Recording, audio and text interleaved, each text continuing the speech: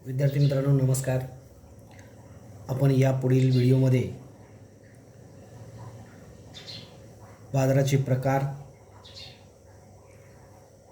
ज्यामध्ये पूर्ण स्पर्धा आणि पूर्ण स्पर्धेतील किंमत निश्चिती याचा अभ्यास केला.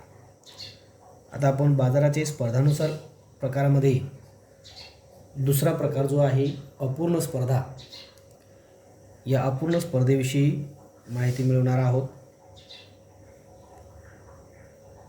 ज्या स्पर्धेमध्ये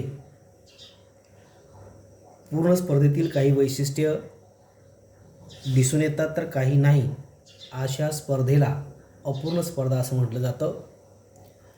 या अपूर्ण स्पर्धेची 3 भागामध्ये विभागणी होते आहे: मक्तेदारी, अल्पाधिकारी आणि मक्तेदारीयुक्त स्पर्धा. तर पहिला प्रकार जर आपण अपूर्ण स्पर्धेचा बाजाराचा जर विचारात घेतला तर मक्तेदारी, ज्याला आपण इंग्रजीमध्ये मोनोपॉली असं म्हणतो. मोनो म्हणजे एक आणि पॉली म्हणजे विक्रेता.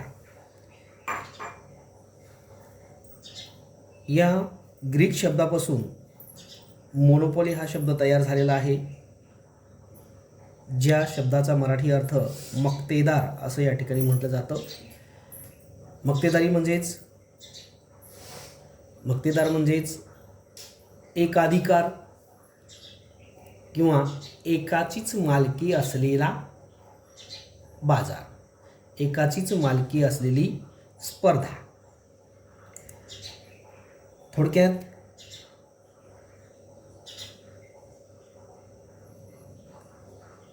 ज्या बाजारपेठेमध्ये एकच विक्रेता असून त्याचं संपूर्ण बाजार पुरवठ्यावर नियंत्रण असतो आणि त्याच्याकडे असलेल्या वस्तूला जवळचा पर्याय नसतो, अशा बाजाराला किंवा अशा स्पर्धेला मक्तेदारी असं म्हटलं जातं. एकच व्यक्ती, एकच विक्रेता पण उत्पादक पण तोच, आणि त्याचं संपूर्णपणे ज्या वस्तू तो विकणार आहे, किती लागणार आहे,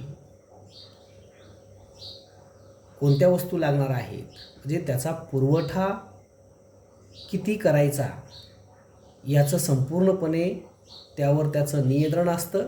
आणि त्याच्याकडे ज्या ज्या वस्तू आहेत अशा वस्तू विकणारे त्याचे स्पर्धक कुणीही नसतात. असा एकमेव विक्रेता, एकमेव मालक, ज्याला मक्तेदार असं म्हटलं जातं. अर्थशास्त्रीय व्याख्या जर विचारात घेतली तर प्राध्यापक चेंबरलिन यांनी मक्तेदारीची व्याख्या अशी केलेली आहे: मक्तेदारी म्हणजे एक उद्योग संस्था जी संपूर्ण पुरवठ्यावर नियंत्रण ठेवते आणि जिला बाजारात अगदी जवळचा पर्याय नसतो, अशा बाजाराला मक्तेदारी बाजार किंवा मक्तेदारी स्पर्धा असे म्हणतात. म्हणजे ज्या कोणत्याही वस्तू आणि सेवांची तो विक्री करणार आहे, अशा सर्व वस्तूच्या पुरवठ्यावर त्या विक्रेत्याचं पूर्णपणे नियंत्रण असतं आणि त्याच्याकडे ज्या वस्तू विक्रीला आहेत तशा विक्री करणारा त्याच्या आजूबाजूला कोणीही नसतो, म्हणजे त्याला जवळचा पर्यायी स्पर्धक कोणीही नसतो, असा एकमेव बाजार ज्याला मक्तेदार असं म्हटलं जातं. आता आपण अनुभवत असाल की छोट्या छोट्या वाड्या वस्त्यामध्ये एखादी दुकान असतं बघा, ज्याला पर्यायी दुसरा कोणीही दुकानदार नसतो, आणि आपण तशा दुकानावर वस्तू घ्यायला गेलं की मग तो 5 रुपयाची वस्तू 7 रुपयाला विकतो, 2 रुपयाची वस्तू 4 रुपयाला विकतो, कुणाला कमीला देतो, कुणाला जास्तीला देतो. आणि एकमेव ज्या वस्तू हव्या आहेत त्या त्याच्याचकडे आहेत, त्याला स्पर्धक कुणीही नाही आहे, त्याच्यासारखा दुकानदार कुणीही गावामध्ये नाही आहे. घ्यायची तर त्याच्याचकडे, नाही घ्यायची तर त्या वस्तू विना आपल्याला घरी बसावं लागेल, कारण जी किंमत तो मागेल त्या किमतीला आपल्याला घेणं भागच आहे. कारण तो महाग देतोय म्हणून आपण दुसऱ्या दुकानदाराकडे जाऊन घेऊ म्हणत तर तसा दुकानदार नाही आहे. असे छोट्या छोट्या वाड्या वस्त्यामध्ये जे काही एखादी दुकानदार असतो, अशाला आपण मक्तेदार असं म्हणू शकतो, ज्याला जवळचा पर्याय कुठेही नसतो. किंवा पूर्ण बाजारपेठेमध्ये जर म्हटलात, बाजारपेठेचा जरी विचार केलात, तर अशी एखादी दुर्मिळ वस्तू विकणारा विक्रेता असतो, जी वस्तू त्याच्याचकडे मिळते, त्याच्याशिवाय इतर कोणाकडेही मिळत नाही. असे विक्रेते, ज्याला आपण मक्तेदारी बाजार असं म्हणतो. तर अशा या मक्तेदारी बाजारपेठेची वैशिष्ट्ये कोणकोणती आहेत, मक्तेदारी ही स्पर्धा वैशिष्ट्यपूर्ण कशी आहे, या वैशिष्ट्यांची जर चर्चा करत केली तर त्यामध्ये पहिलं वैशिष्ट्य आहे एकच विक्रेता. या पूर्ण स्पर्धेसारखं जसं असंख्य विक्रेते असतात, तसं इथे मक्तेदारी बाजारपेठेमध्ये केवळ एकच विक्रेता असतो. उत्पादक किंवा विक्रेता तोच असल्यामुळं त्याचं पूर्णपणे बाजार पुरवठ्यावर नियंत्रण असतं. त्याला स्पर्धक कोणीही नसतो. त्यामुळं तो वाटेल तशा पद्धतीनं आपल्या वस्तू आणि सेवांची विक्री करण्याचा अधिकार त्याला असतो. मात्र ग्राहकांची संख्या या स्पर्धेमध्ये मोठ्या प्रमाणात असते, असंख्य असते. दुसरा वैशिष्ट्य आहे पर्यायी वस्तूंचा अभाव. मक्तेदाराच्या उत्पादनाला जवळचे पर्याय नसतात, त्यामुळे ग्राहकाच्या पसंतीला वाव नसतो. कारण मक्तेदार हा एकटाच असल्यामुळं, तो एकटाच मालक त्या उद्योगाचा असल्यामुळं त्याच्याकडे ज्या काही वस्तू आहेत, अशा वस्तू विकणारा त्याला स्पर्धक कोणीही नसतो.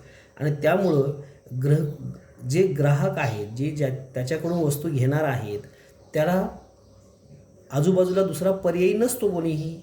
आणि त्यामुळं नाईलाजास्तव त्याच्याकडे असतील तर घ्याव्याच लागतात. किंवा जर ती आपल्याला महाग वाटत असेल तर ती वस्तू वापराविना आपल्याला राहावं लागतं. आणि त्यामुळं अशा मक्तेदाराकडून एकतर वस्तू विकत घ्यावी लागेल किंवा त्या वस्तूपासून आपल्याला वंचित राहावं लागेल. म्हणून या मक्तेदारी बाजारपेठेमध्ये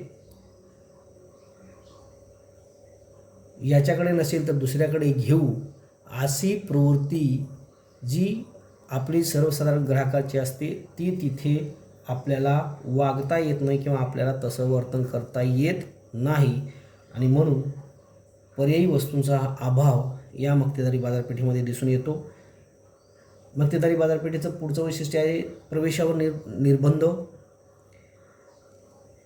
मक्तेदारी बाजारपेठेमध्ये विक्रेता कायदेशीर, नैसर्गिक व तांत्रिक बंधनामुळे इतर स्पर्धकाच्या बाजारातील प्रवेशावर बंधने येत असतात.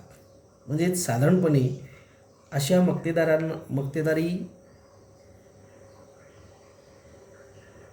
स्पर्धेमध्ये प्रवेश करत असताना कायद्याने घालून दिलेल्या अटी व नियमानुसार ये जा करण्यासाठी थोड्याफार प्रमाणात बंधने असतात.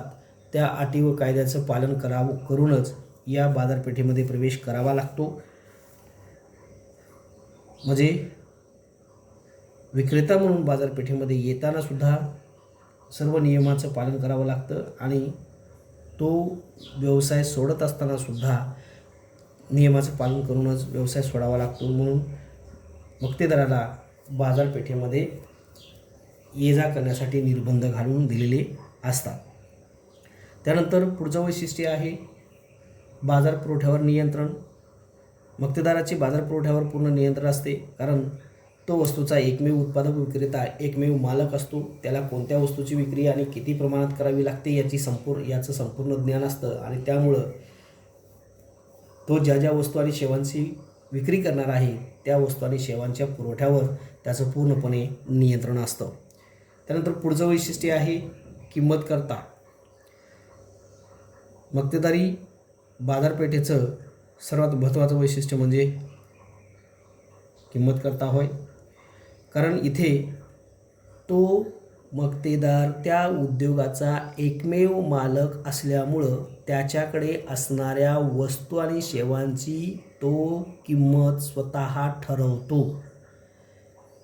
वाटेल ती वस्तू वाटेल त्या किमतीला तो विकू शकतो, कारण त्याला कुणीही स्पर्धक नसल्यामुळं, जवळचा पर्यायी दुसरा विक्रेता नसल्यामुळं, की या वस्तूची किंमत एवढी आहे आणि एवढ्या किमतीला का विकतोस, माझे ग्राहक तुझ्याकडे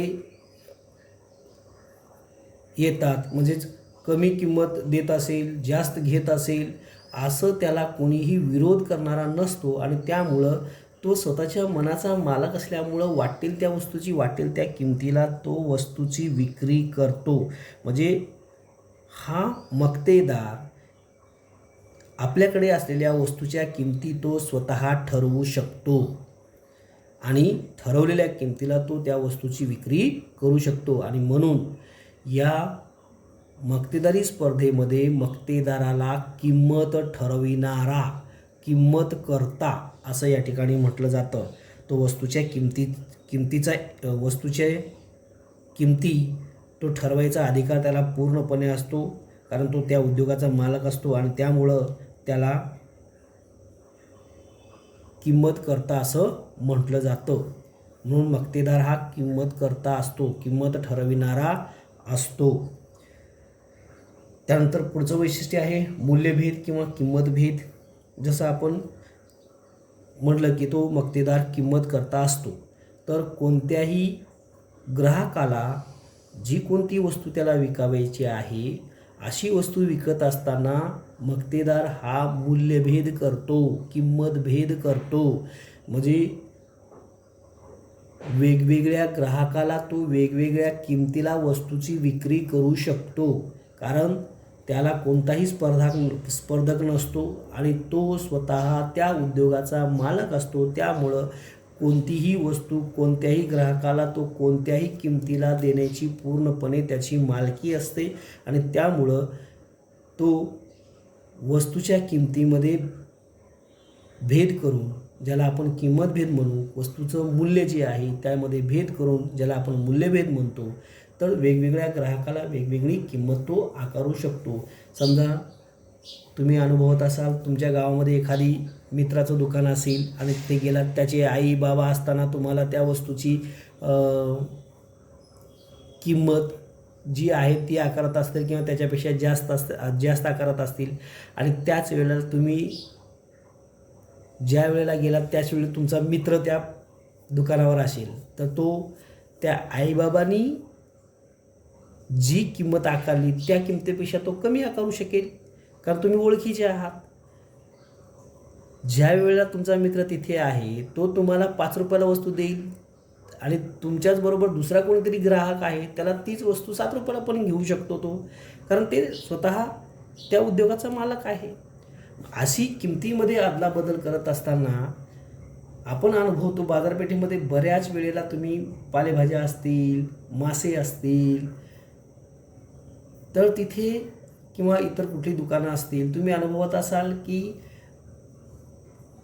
कोणता विक्रेता, कोणता दुकानदार कोणाला जास्त किमतीला वस्तू विकतो तर कोणाला कमी किमतीला वस्तू विकतो, कारण तो त्याच्या दुकानाचा तो स्वतः मालक आहे आणि त्यामुळं ते वाटेल ती किंमत त्या ग्राहकाकडून ते आकारू शकतात आणि त्यामुळं मक्तेदारी स्पर्धेमध्ये मूल्यभेद केला जातो, किंमतभेद केला जातो.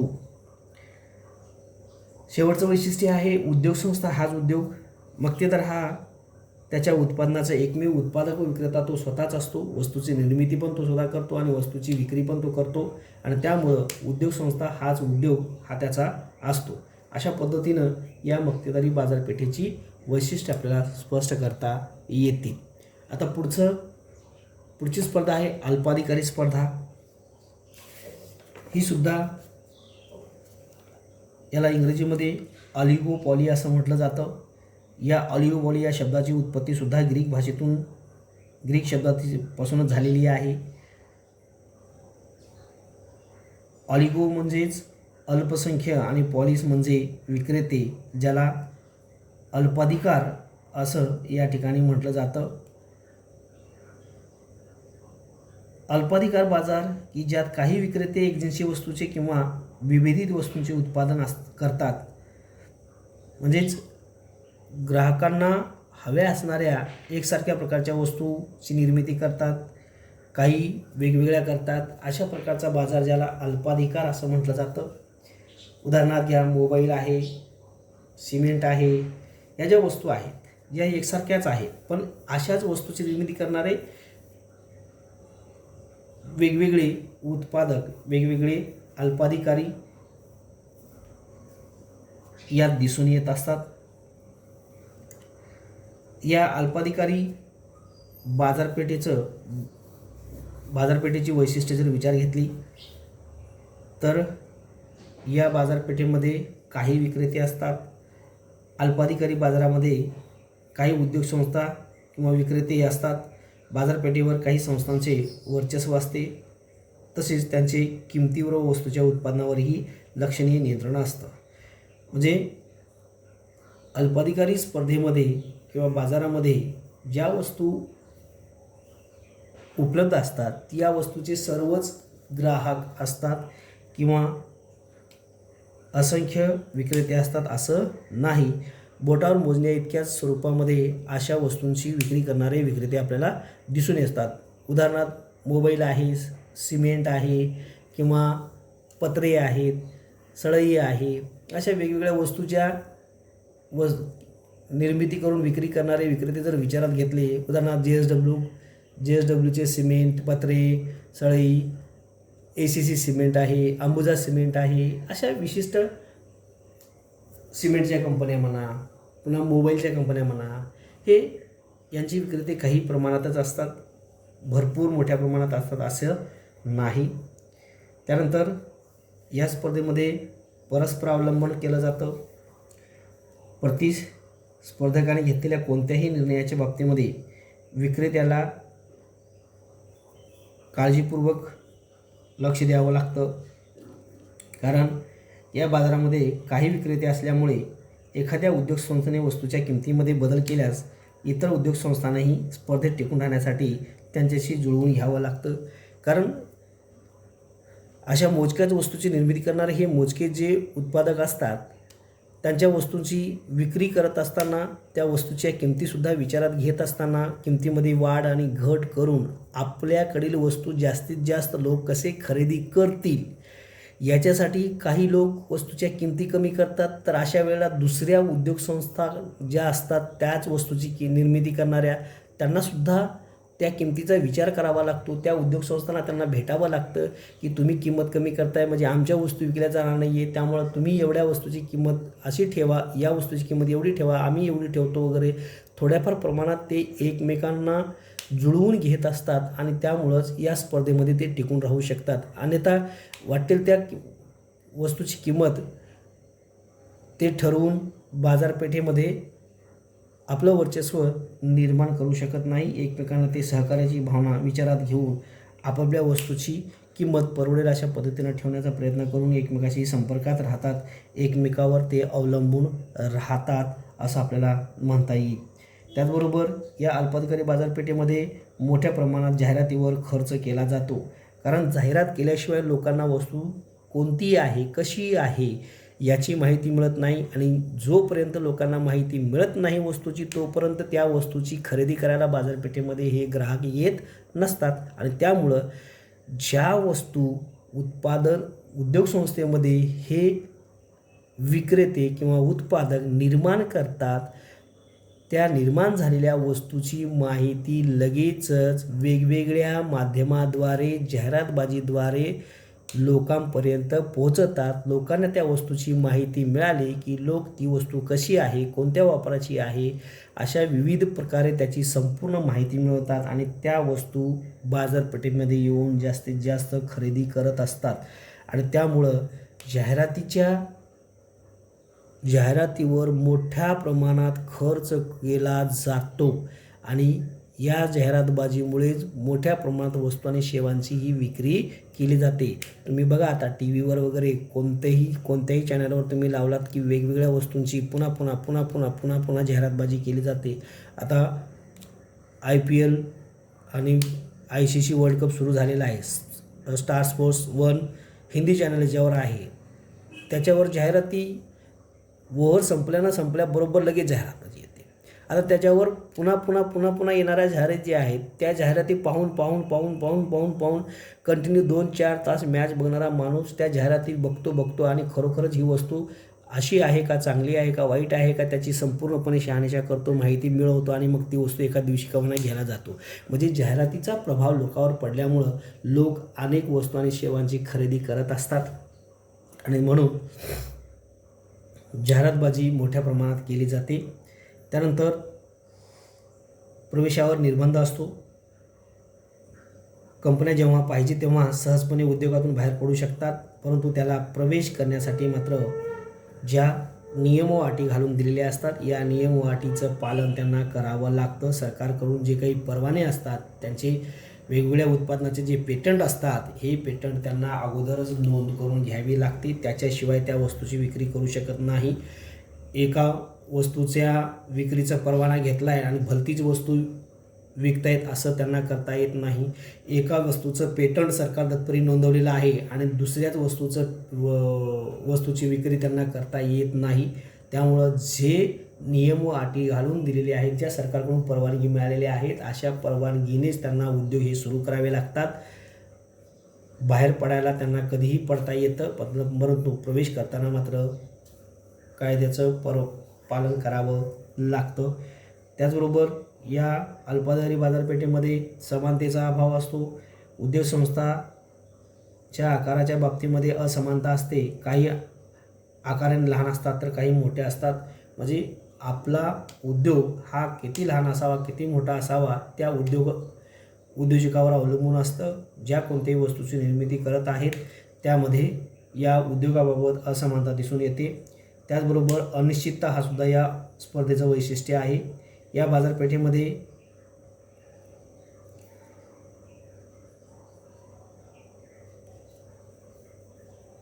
मोठ्या प्रमाणात अनिश्चितता दिसून येते, कारण या बाजारपेठेमध्ये उत्पादकाच्या वर्तनाचे प्रारूप किंवा स्वरूप विविध प्रकारचे असते.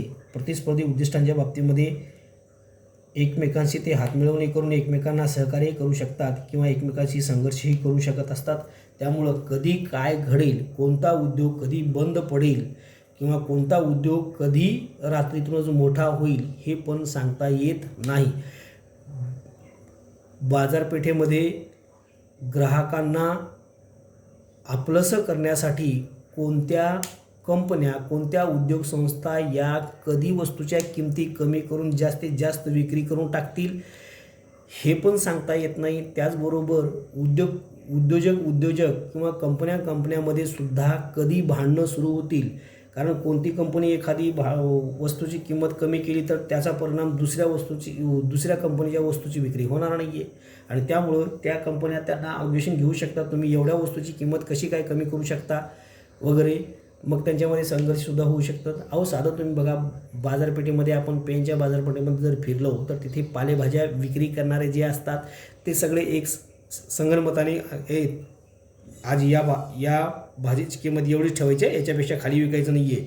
कुठंपर्यंत? संध्याकाळी 4 वाजेपर्यंत, 5 वाजेपर्यंत. त्याच्यानंतर मग तू कितीला विक, संपव, नंतर कमी किमतीला विकून तुला संपवू शकतोस तू, असं म्हटलं जातं. पण सकाळपासून संध्याकाळपर्यंत सगळे भाजीपाले विक्रेते जे आहेत ते एकाच किमतीला ते विकत असतात. संध्याकाळला ते वाटल्यास त्यांच्या मनावर त्या वस्तूची विक्री करू शकतात. जर तसं जर नाही केलं तर एकाकडची भाजी विकली जाईल, एकाकडची विकलीच जाणार नाही आहे.